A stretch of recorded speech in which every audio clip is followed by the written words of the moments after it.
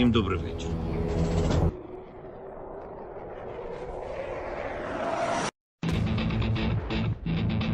On behalf of the brave.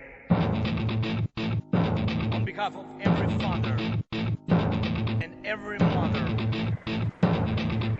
Wings for freedom. On behalf of our warriors.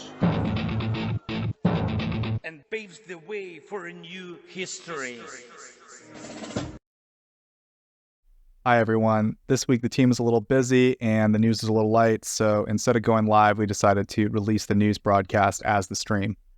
Next Sunday at 2100 Kyiv time, we will be live as we normally are.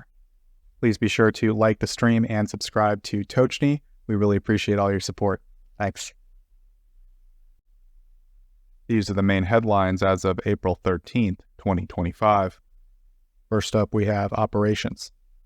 Unmanned aerial vehicles targeted a Russian military facility situated over 1,000 kilometers from the Ukrainian border, marking the first such event for the Orenburg II airbase. Local officials acknowledged the incident, while videos reportedly capturing drone flights circulated on regional social media channels. The social media channel Astra identified the base near Orenburg as the location of the strike. Local leader Yevgeny Sontsov asserted that air defense systems responded, claiming that all drones were intercepted. One image released to the public showed the remains of a downed device near the airfield. Open source data suggests that the base houses the 117th Military Transport Aviation Regiment under the 18th Guards Division, along with a specialized engineer battalion responsible for maintaining aircraft and airfield infrastructure. That same night, additional drone activity was reported near a military facility in Mozdok, located in North Ossetia. Authorities in that region stated that there were no reports of injuries or significant material damage. Meanwhile, in the Saratov region, residents in Ingles heard explosions near the strategic bomber base known for launching long-range missile attacks into Ukraine. Aircraft such as the Tu-95MS and Tu-160 are stationed near that site. Astra also reported that drones targeted the Serdobsky district in the Penza region, which contains a facility associated with missile and artillery supplies. The following morning, Russia's defense ministry confirmed a widespread aerial campaign involving approximately 160 Ukrainian drones. The operation spanned a 10-hour period, concluding at 6 a.m. local time. The commander-in-chief of Ukrainian armed forces confirmed that Ukraine destroyed recently a Russian Tu-22M3 long-range strategic bomber using a drone strike. The aircraft was reportedly hit shortly after landing. It is capable of launching Kh-22 cruise missiles and is valued at approximately $100 million. Syrskyi made the announcement in an interview with LBUA, although he did not disclose the drone type or the location of the strike. The Tu-22M3 is a Soviet-designed bomber that was introduced in the early 1980s and plays a central role in Russia's long-range strategic strike operations. It is capable of carrying a variety of weapons, including various missiles as well as guided bombs. Despite its age, the aircraft remains a key asset. Syrskyi's remarks coincide with an incident. A Tu-22M3 bomber crashed in Russia's Irkutsk region on April 2nd. According to the Russian Defense Ministry, that aircraft went down during a scheduled flight due to a technical malfunction, and all crew members ejected, and one did not survive. The crash occurred near the village of Buret and damaged a power line and temporarily cut off electricity to many homes and several key facilities. Unclear to me after the reports whether or not that was the aircraft that Syrskyi was talking about, but the implication seems to be no, that this was a separate incident.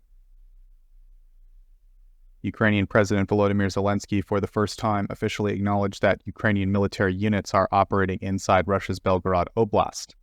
Zelensky's statement follows earlier announcement from the Russian military in March, which had claimed that Ukrainian forces attempted incursions into Belgorod but were turned back.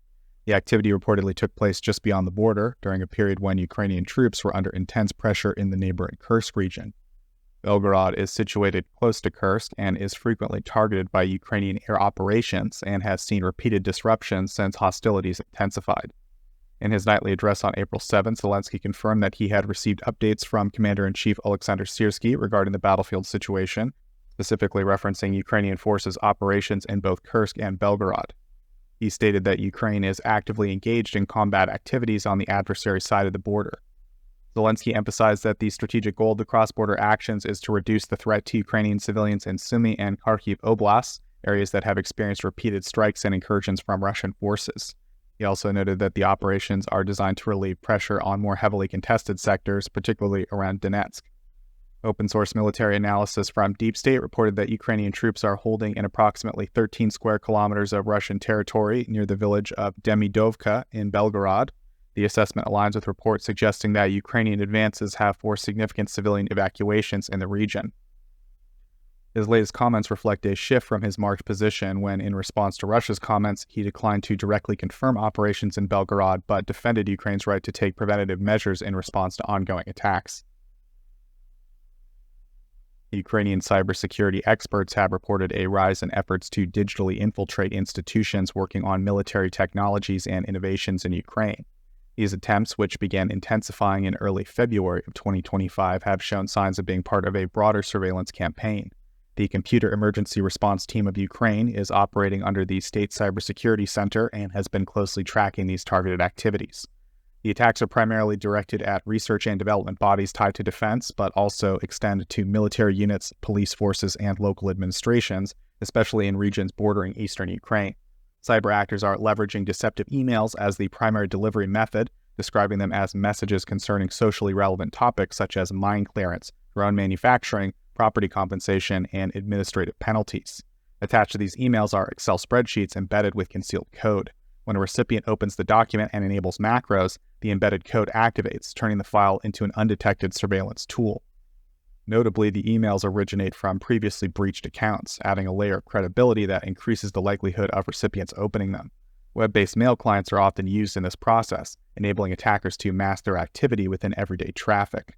CERT-UA advises IT administrators to carefully examine email and web server logs to identify any unusual behavior to minimize potential damage. Ukraine's Ministry of Defense launched the Cyber Incident Response Center in October of 2024. The unit was created to handle the increasing volume and complexity of cyber threats aimed at disrupting military and technological progress. It was confirmed this week that roughly 200 individuals from China are reportedly fighting alongside Russian forces in Ukraine, according to information shared by two U.S. officials familiar with American intelligence and a former Western intelligence source. These fighters are described as mercenaries without formal ties to the Chinese government. The former intelligence official emphasized that although these individuals operate independently, Chinese military officers have also been given explicit permission by Beijing to observe areas near Russia's front lines. Their presence is part of a broader effort to study tactics and battlefield developments firsthand. Ukrainian President Volodymyr Zelensky has previously commented on the issue, confirming that Ukrainian troops in Donetsk had encountered a group of 6 Chinese nationals in combat, 2 of whom were captured. According to Ukraine's state security services, one of those captured was a man born in 1991 who was unemployed and recruited directly in China by a Russian intermediary. He arrived in Moscow in February of 2025 and officially joined the Russian military. The second individual, born in 1998, entered Russia a few months earlier under a tourist visa and later enlisted after responding to a digital advertisement promoting military service with a financial incentive of 2 million rubles. Zelensky later stated that Ukraine had identified a total of 155 Chinese nationals fighting on Russia's behalf, with documented evidence including passport information and unit assignments. He further explained that recruitment is being facilitated through Chinese social media platforms such as TikTok, where Russian propaganda and enlistment videos are being circulated. Zelensky claimed that Chinese authorities are fully aware of the activity. In response to the detention of Chinese nationals by Ukrainian forces, Ukraine's foreign ministry summoned the Chinese diplomatic representative for clarification. Beijing's official reply was measured but firm, requesting parties refrain from what it called irresponsible statements and urging a more accurate understanding of China's stance on the war in Ukraine. Tammy Bruce, a spokesperson affiliated with the United States Donald Trump administration, expressed alarm over Russia's inclusion not only of North Korean but also Chinese citizens in its military ranks. She emphasized that China remains a major contributor to Russia's war effort, supplying around 80% of the dual-use materials that sustain Russian military operations. Up next, we have economy and aid. Belgium, is that right? Yep. Belgium has unveiled a new military assistance package for Ukraine, valued at approximately 1 billion euros. The announcement was made by Belgian Prime Minister Bart de Wever, who confirmed that this level of support will be provided annually to bolster Ukraine's defense sector. Although the full contents of the upcoming aid package have not been disclosed, it's likely to mirror previous support shipments. Past packages included items such as ammunition, armored vehicles, light weapons, and self-propelled artillery systems. There are also indications that funds from this package may support the refurbishment and delivery of 3 Alkmaar-class minesweepers to the Ukrainian Navy. Another potential component is the provision and upkeep of F-16 fighter aircraft. Belgium had previously committed to supplying 2 jets this year and another 2 next year, and this would significantly enhance Ukraine's air capabilities. In addition to direct material support, Belgium is pursuing deeper cooperation with Ukraine's defense sector. Talks are underway to establish joint production lines, and some of these discussions are reportedly advanced. Belgian firms, including those involved in producing M113 armored personnel carriers, are already preparing for long-term collaboration. According to Belgian Ambassador Luc Jacobs, these ventures aim to ensure enduring defense capacity beyond immediate wartime needs. Norway has committed to an €822 million package to support the establishment and development of a new Ukrainian military formation known as the Nordic-Baltic Brigade. This funding will cover the training of Ukrainian personnel, the procurement of necessary equipment, and the overall material foundation required to make the brigade operational. This is part of the promised €5 billion in security assistance from Norway. According to Norwegian authorities, the Nordic-Baltic Brigade is designed to be a self-sufficient ground combat unit capable of independent operations.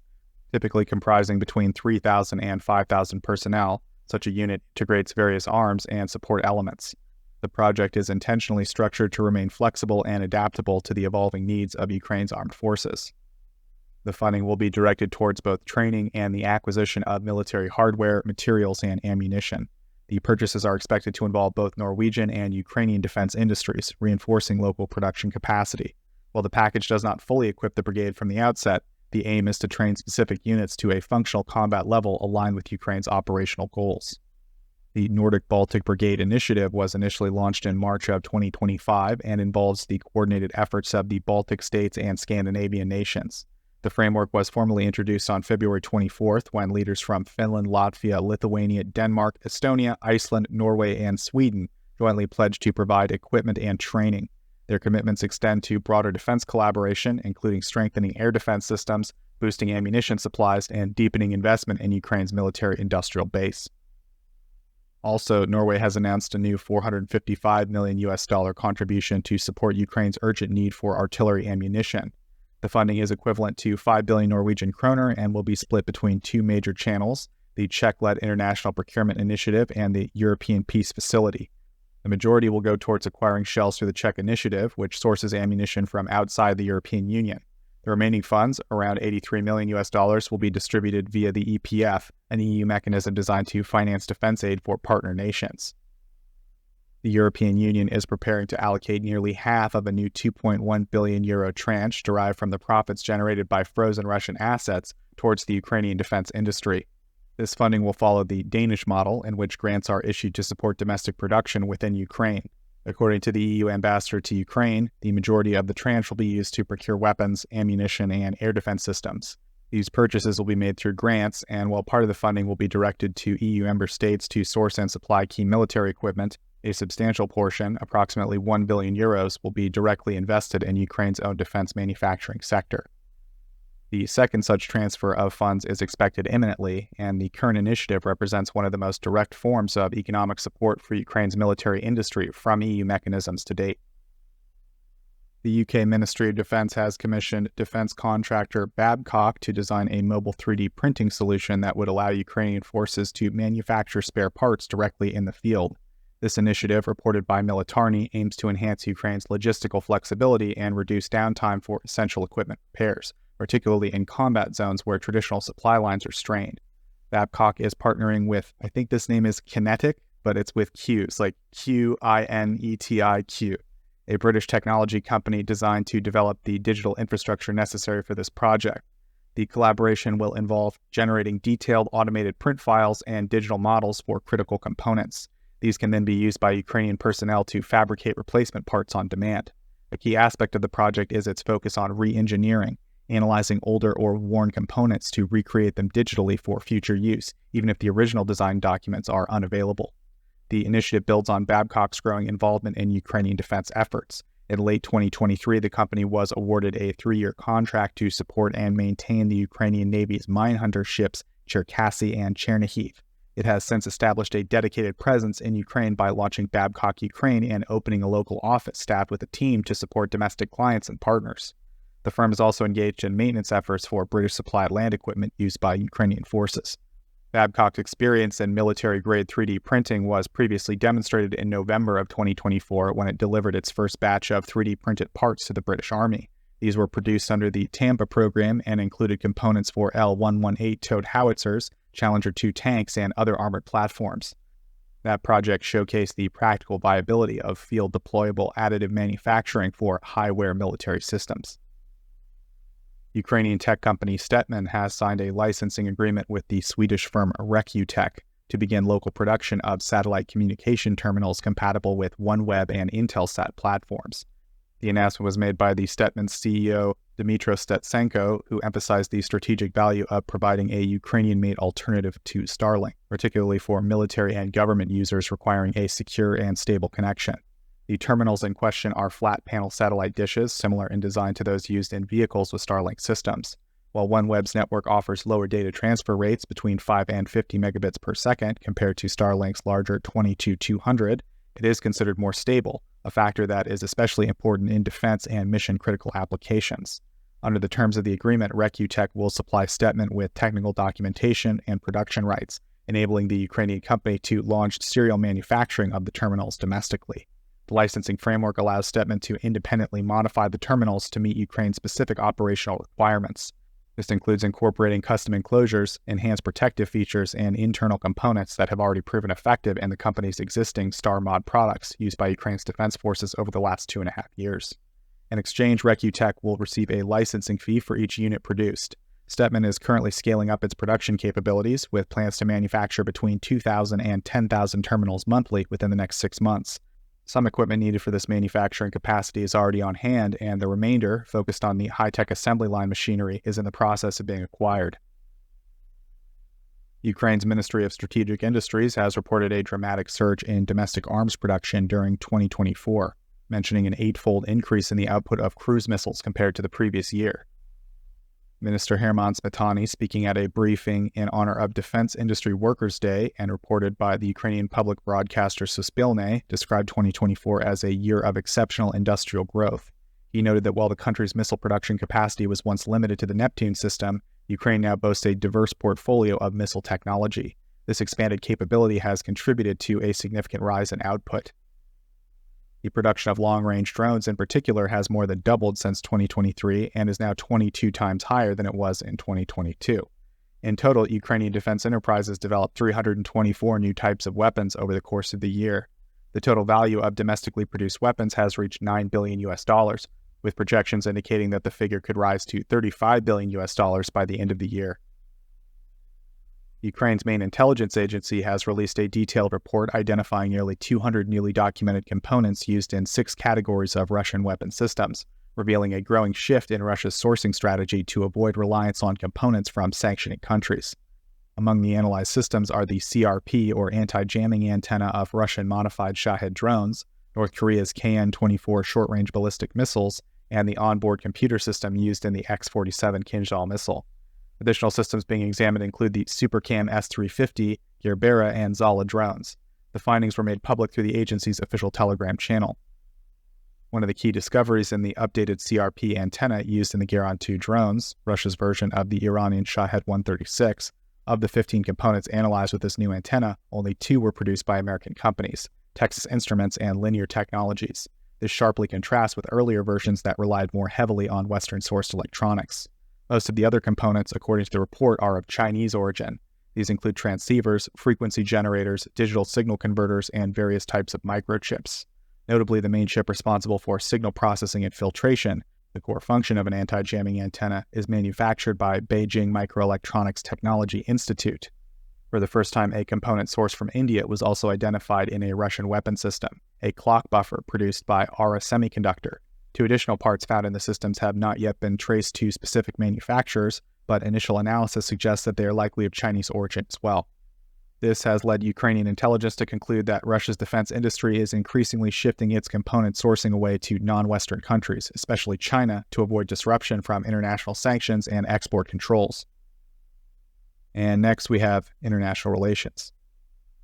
Due to ongoing funding constraints, the Ukrainian branch of Radio Free Europe / Radio Liberty, known as Radio Svoboda, has been compelled to place staff on furlough and reduce program output. One of the most visible impacts is the cancellation of Svoboda Utro, the service's long-running morning live stream, which aired its final episode on Friday. The program, broadcast on Radio Svoboda's YouTube channel and Espresso TV network, had gained popularity over its 2-year run, consistently ranking among the outlet's most watched productions. Further staffing reductions are set to begin on April 14th, with additional furloughs planned for employees based in Kyiv and Lviv. These steps are being taken amid an unresolved funding dispute with the U.S. government. Mariana Drak, the head of the Ukrainian service, described the measures as unavoidable given the current financial uncertainty. RFE-RL, like Voice of America, is funded through a congressional grant administered by the U.S. Agency for Global Media. However, on March 14th, President Trump signed an executive order that imposed budget cuts across several federal agencies, including USAGM. In response, Voice of America halted its operations, while RFE-RL contested the order in court and obtained a temporary injunction. Despite the legal decision, USAGM has not resumed financial disbursements, leaving RFE-RL's services in a precarious position. General Christopher Donahue, who leads U.S. Army Europe and Africa, has announced the redeployment of American personnel and equipment from a key logistics hub in Jasionka, Poland. According to the statement, the decision comes amid financial constraints and is part of a broader effort to optimize resource allocation. Located roughly 15 kilometers from the Ukrainian border, Jasionka has played a central role in coordinating and transferring military aid to Ukraine since it was set up in 2022. Although U.S. forces are scaling back their presence at the site, operations supporting Ukraine will not cease. The infrastructure developed by Poland at the base, described as permanent and heavily funded, will continue to be utilized by Polish military forces and NATO allies.